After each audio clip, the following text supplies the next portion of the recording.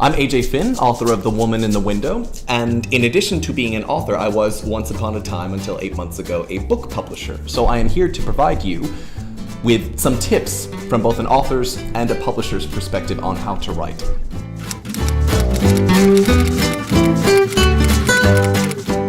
To my mind, what distinguishes a great book, and this is not a very novel answer, are plot and particularly character.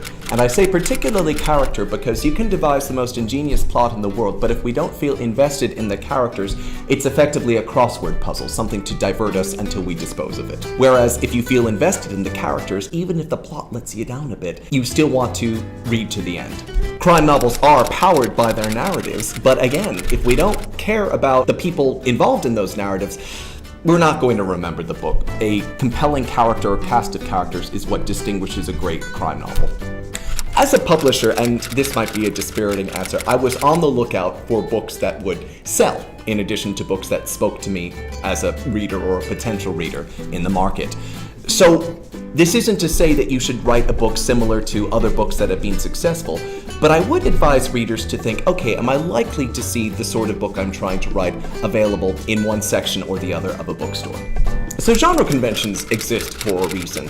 Basically, most genres are like roller coasters. If constructed properly, they will work every single time, to a degree.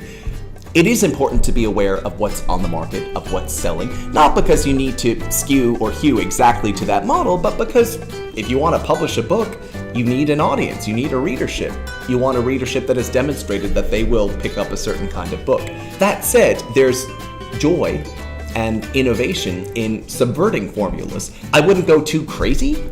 I wouldn't introduce, for example, a fantasy element at the end of a crime novel, or tinker with the formula to that extent, but it can be refreshing both for readers and for publishers or prospective publishers to come across an author who is not afraid to roll up her or his sleeves and take chances with the material.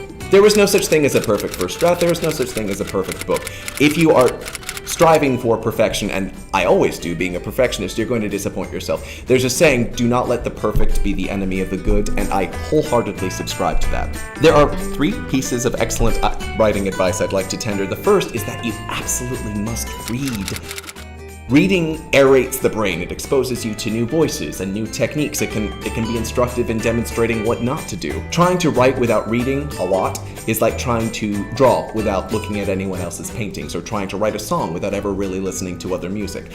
You're just operating in a vacuum. It's not going to work. The second piece of advice is to remember that writing is a job, and like any other job, it's not always fun. The third and probably key piece of advice is it's hard. So don't beat yourself up, especially if you're starting out. What you're enterprising, what you're trying to do is not easy, so cut yourself some slack. The one book I think every aspiring writer should read is On Writing by Stephen King, which is by far the best writer's manual I've ever read. It is concise, it is marvelously galvanizing, it is very human and humane. It's entertaining as hell, so I would encourage everyone to pick that up. You can read it quite quickly.